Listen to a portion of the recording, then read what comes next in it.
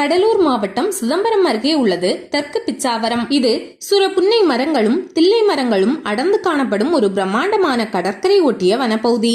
பிச்சாவரம் கடல் பகுதி வழியாக இலங்கை, பர்மா போன்ற நாடுகளுக்கு வணிகம் செய்து வந்தனர் ஆங்கிலேயர்கள். ஒருமுறை பேஸ்வரங்கி என்ற ஆங்கிலேயர் வணிகம் செய்வதற்காக பொருட்களை ஏற்றிக்கொண்டு இலங்கை நோக்கி சென்றார். பிச்சாவரம் கடற்கரையை கடக்கும் பொழுது கப்பல் இயற்கை சீற்றத்தில் சிக்கி தரை தட்டியது.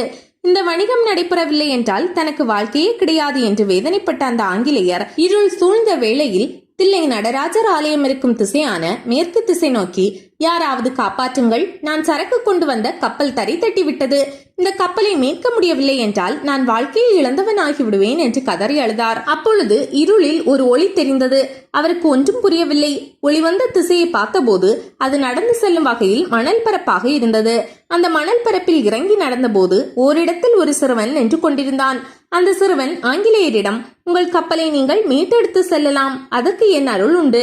ஆனால் நீங்கள் வணிகம் செய்துவிட்டு வரும்பொழுது எனக்கு இங்கு ஒரு ஆலயம் கட்டிவிட்டு செல்லுங்கள் என்றான். உடனே அந்த ஆங்கிலேயர், நிச்சயமாக, என் கப்பல் மீண்டு நான் நல்லபடியாக வணிகத்தை முடித்தவுடன் இங்கே ஒரு ஆலயத்தை கட்டிவிட்டுதான் என்னுடைய சொந்த நாடு திரும்புவேன் என்று சத்தியம் செய்து கொடுத்தார். மறுநிமிடமே அந்த சிறுவன் மறைய ஆங்கிலேயருக்கு வந்த சிறுவன் யார் என்ற குழப்பம் ஏற்பட்டது. அவர் மீண்டும் கப்பலுக்கு திரும்பிய போது தரை தட்டிய கப்பல் சற்றே நகர்ந்து தண்ணீர் இருக்கும் பகுதிக்கு சென்றிருந்தது. இதை கண்டு ஆங்கிலேயர் ஆச்சரியமடைந்தார். அவர் மகிழ்ச்சியில் வணிகம் செய்யும் நாட்டுக்கு கப்பலை செலுத்தினார். அங்கே எதிர்பார்த்ததை விட வணிகம் மிகவும் நல்லபடியாக நடந்தது.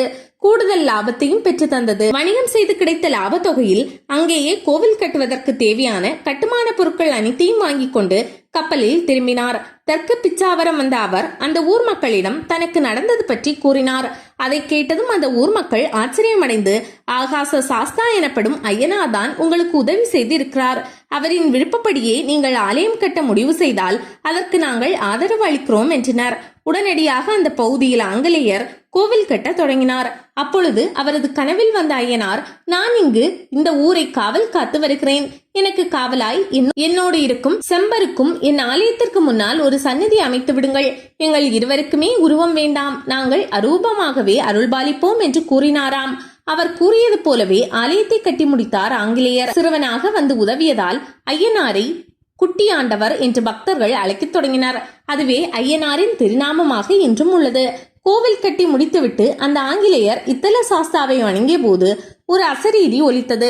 அந்த குரல், கோவில் கட்டியது போக எத்தனை கருங்கற்கள் மீதி இருந்தாலும் அதை உன் வீட்டுக்கு எடுத்து சென்று விடு, இங்கே வைக்காதே என்று கூறியதாம். எதற்காக அப்படி சொல்கிறார் சாஸ்தா என்பது புரியாமல் மீதமிருந்த கருங்கற்களை ஏற்றிக்கொண்டு சொந்த ஊர் திரும்பினார் ஆங்கிலேயர்.